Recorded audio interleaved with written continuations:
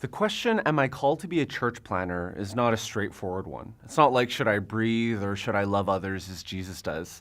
The question, am I called to be a church planner, is kind of like asking, should I go into an arts program, science, or trade?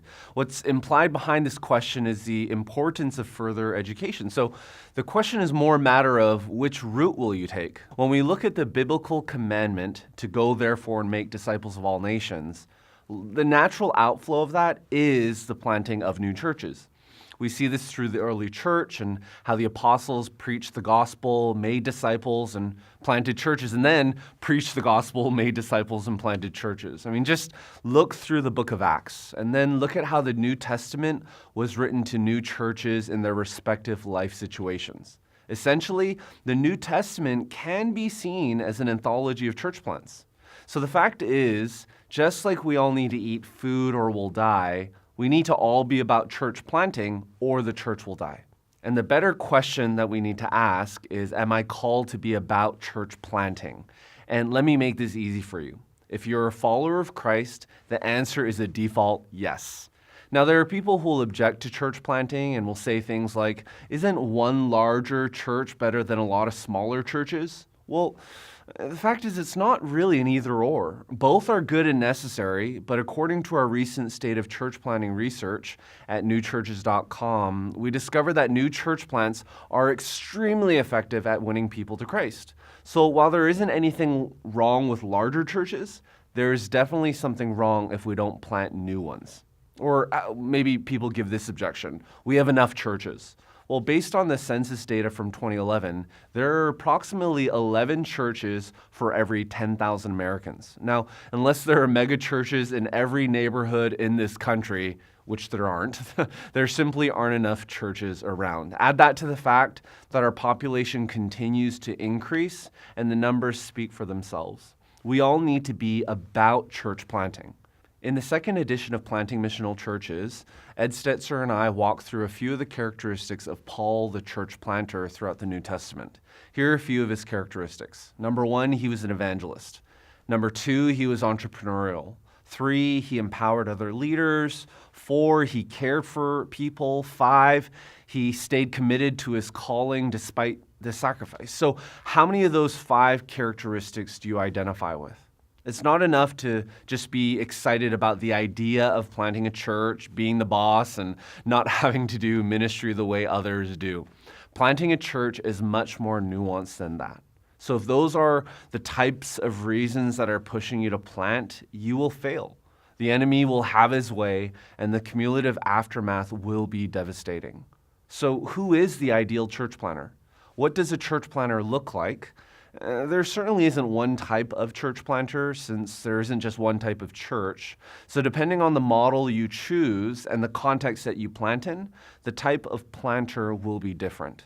So regardless of model and context, the fact is every planter and pastor needs to first put themselves up against the biblical qualifications of pastoral ministry as outlined in passages like 1 Timothy 3.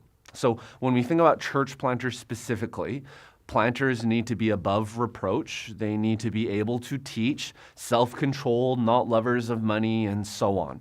So be sure to read through this passage and others like it to put yourself up against it. Now, in addition to that list, there are a few other indicators that will give you a glimpse into whether or not God is calling you to be a church planter specifically, differently than a pastor. Number 1, are you a starter? Do you have a pattern of starting things? Maybe lemonade stands, Bible studies, compassion-based ministries? Are they still around after you've left? You'll be doing this over and over again in church planting. Number 2, are you an equipper? Do you always have to be the one doing the work of ministry, or can you lead and equip others to do the work of ministry? Now, how about leading others who lead others? This is our task as church leaders and pastors, to be equippers, not doers, as we read in Ephesians 4. So without this, your church will never break the 50 barrier or grow beyond your personal leadership lid. Number 3, are you a dreamer? Do you long to make a greater impact and change this world? Do you see the world in a different way? Can you help people catch that vision? This hunger and drive is critical for church planters. Number 4, are you a doer? No, I'm not contradicting myself from a previous point. Instead, I'm asking, do you execute? Do you follow through, and do you get things done? There are many pastors, church planters, and visionaries who love the dreaming stage so much that they can't actually get things done. So if you see those 4 indicators in your life, God may be calling you to plant.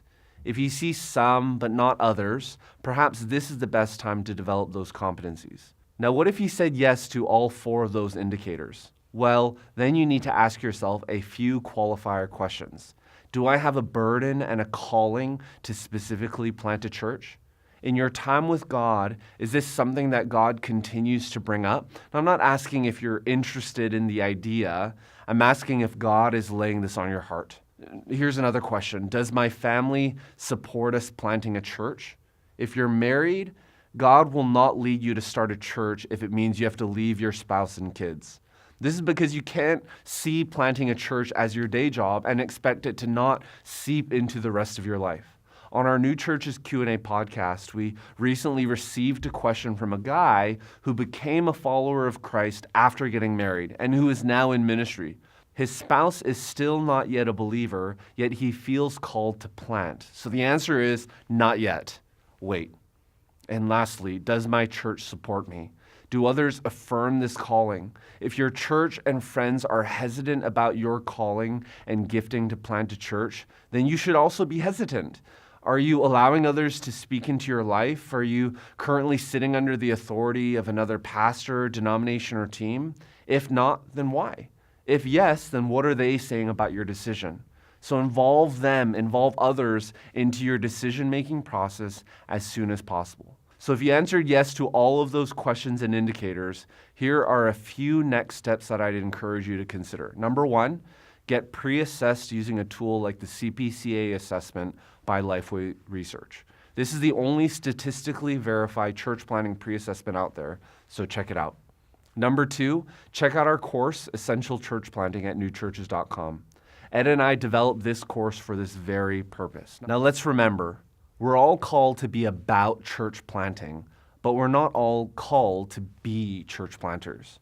God may be calling you to be a student director, an executive pastor, a worship minister, a launch team member, a funder, an elder, or to be a pastor of a church that multiplies and sends out church planters. So regardless of your specific role, the fact is we all are called to be about church planting.